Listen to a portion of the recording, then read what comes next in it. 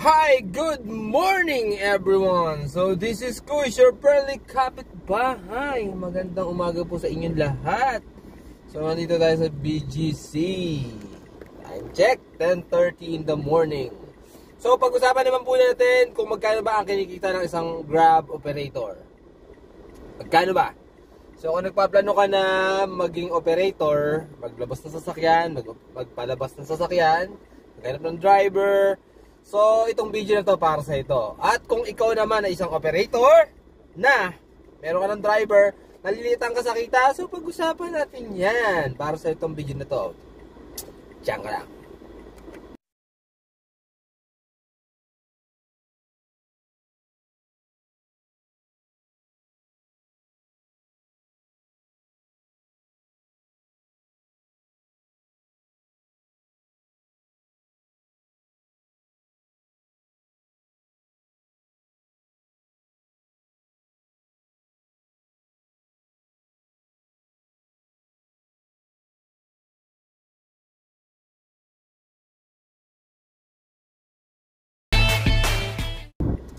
So ayan, good morning po ulit. So this is Kuis.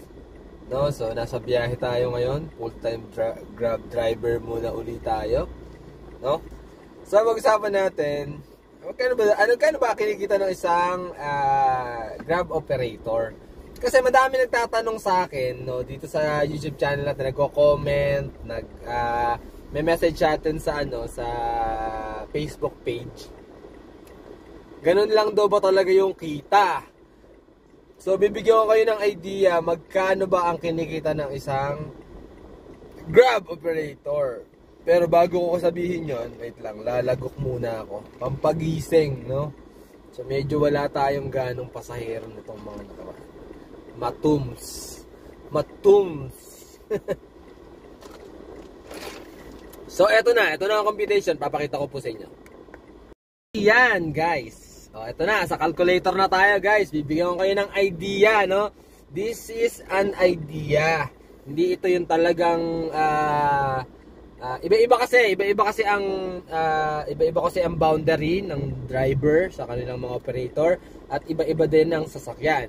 So bibigyan ko lang kayo ng somehow idea kung magkano lang ang kinikita lang. Ayan. Guys, lang. Para makita din ng mga driver natin, ng mga gusto mag-apply na napakadamot ng operator ko, napakalaki ng ng boundary ko. Pero tingnan po natin, magkano ba kinikita ng operator mo? No, baka mamaya wala kang idea na akala mo malaki na yung binaboundary mo sa kanya. Sige, ito na. Simulan natin, sedan, no? Ang sedan ay nagre-range ng 1,000 daily to 1,100. No, pag sedan o 1-2, merong mga 1-2 diyan. No? Pagka boundary po, pag sinabing boundary, kay operator lahat at ikaw magba-boundary ka lang. So kanya maintenance, kanya lahat pag may nasira, lahat, as in lahat. So si Grab driver ay magbibigay lang ng boundary daily o weekly, no? 6 times sa isang linggo. Pagka hindi 6 times sa linggo, talo po yung operator nyo. Ito na po. So, 1,000 daily, kunyari lang to, kung 1,000 to 1,100 or 1,200, depende. No, times natin sa, pero ano talaga, 1,000 to 1,100 lang actually talaga dapat. Pero yung iba kasi may 1,200. So, depende yan sa arrangement ng driver sa kanang operator. So, 1,000 times natin sa 6, kasi 6 days. So, 6,000, no? Times natin sa 4, para sa isang buwan. Yan. 24,000 po ang kinikita po ng isang operator. But hindi pa po siya kita. Gross income pa lang po siya sa boundary. So less po natin, kunyari ang kanyang hinuhulugang sasakyan ay nagkakahalaga ng 17,000 kunyari, 17,000 ang monthly. Or minsan meron 16,000, depende po kung lalo na kung bago, medyo mahal po ngayon yung mga bagong sasakyan, no? Lalo na kung nakamatic yan, like ang niyan is 16 above to 18, no? 16,000 to 18,000. Kamukha nitong top of the line na G4 ko na 2022 model. 18,300 plus po ang aking monthly. So let's say 17,000 na lang po ang monthly po nitong kotse na hinuhulugan ni operator. So less natin ng 17,000. Uy, ang dami nang natira kay operator. 7,000 po ang natira. Kaso, ayan, 7,000. Nilabas na natin yung panghulit. Ayan. So 7,000, hindi pa po yan.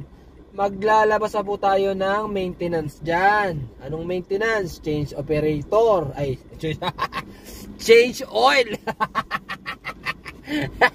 Change operator. Change oil. Ayan na, change operator ako bigla. So change oil natin. Sabihin na natin ang change oil is 1.5 na lang. Murang-mura, no? Guys, oh. Ayan ang kita ng operator mo.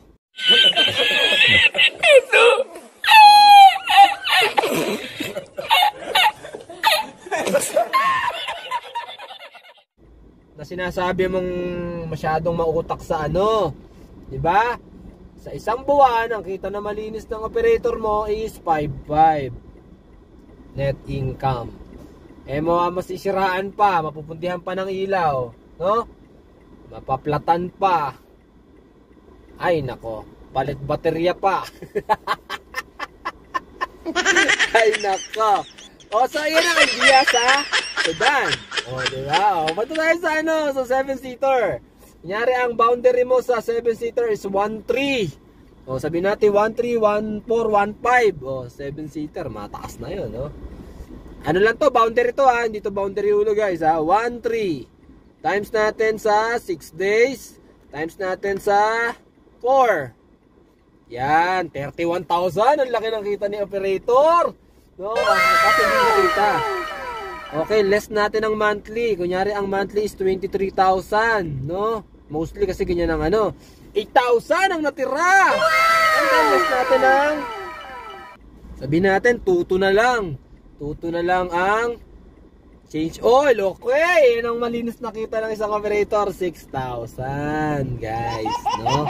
So idea lang to pero dito nagkakalapit-lapit lahat ng kita. So ito yung pinakamalapit na kita ng operator nyo. So ayan na nga. Nakita nyo na magkano kita ng isang operator. Akala nyo masyadong madami yung operator nyo sa kanya lahat ng kita. Actually guys, ang isang malinaw na katotohanan, no, ang operator, lalo na kung hulugan ng kanyang sasakyan, after 5 years pa siya kikita. Imagine, ang dami mo na kinita bago kumita yung operator mo. Tapos kung ano-ano sumpa ang binibigay mo sa operator mo at panluloko at hindi ka nagba-boundary. Ay nako. Pagka ganyan mga driver nyo, sabi ko nga sa isa kong kakilala na namumroblema sa driver niya kasi Mobile Legends ng Mobile Legends tapos nakakalimutan mag-boundary. Tsugihin na yung mga ganyang driver.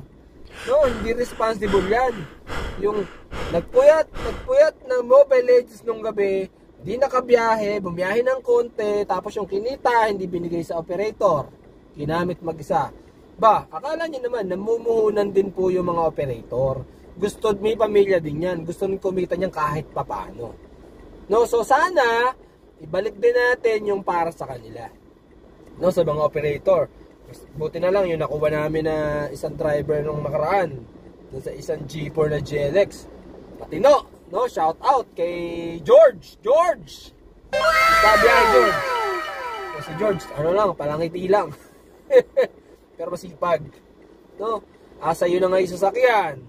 No, hindi na nga nakikita ng operator. Yung iba naman kasi sa operator pa rin bumabalik yung sasakyan. Okay lang naman yon, no, kasi gusto naninigurado lang din yung yung operator. And yung iba naman kasi binibigay. Katulad ni yung driver namin ng adventure. No, si paring James. Yan, napakabait na tao niyan. Wala akong masasabi diyan. Sa kanya yung sasakyan, pero napakabait, talagang lahat sinasabi, sasakyan, concern sa sasakyan, no? So wala pa din kita dun sa pag natapos, may kita na, pero ngayon wala pa din kita. So yun, nagkaroon ka na ng idea ngayon, magkano kinikita ng operator. Kung gusto mo mag-operator, tayo mag-operator ka. Pero kung ayaw mag-operator, kasi nakita mo, ganun lang pala kalaki ang kita. After 5 years ka pa kikita, huwag mo na ituloy. Kung ayaw mo din sasakit yung ulo mo, like for example, isang buwan, ganun lang kita mo to, sasakit ang ulo mo dahil nga pasaway yung driver mo, hindi ka para dito sa Grab. Hindi ka para dito. Kasi minsan din, no, madaming operator, gusto nilang taasan yung boundary, hindi nyo rin po pwede yung gawin.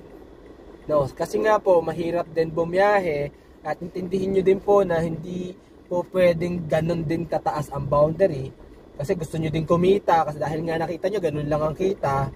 No, so mahirap po yun. So, ang dapat po natin gawin is, maging patas lang din po. Patas lang, bigayan lang. Bilang isang driver, bilang isang operator, so bigayan lang kayo. So kung gusto mo mag-operator, ganun lang ang kita, okay lang sa'yo yung ganung setup, okay lang yun. At least after 5 years, kikita ka na. No?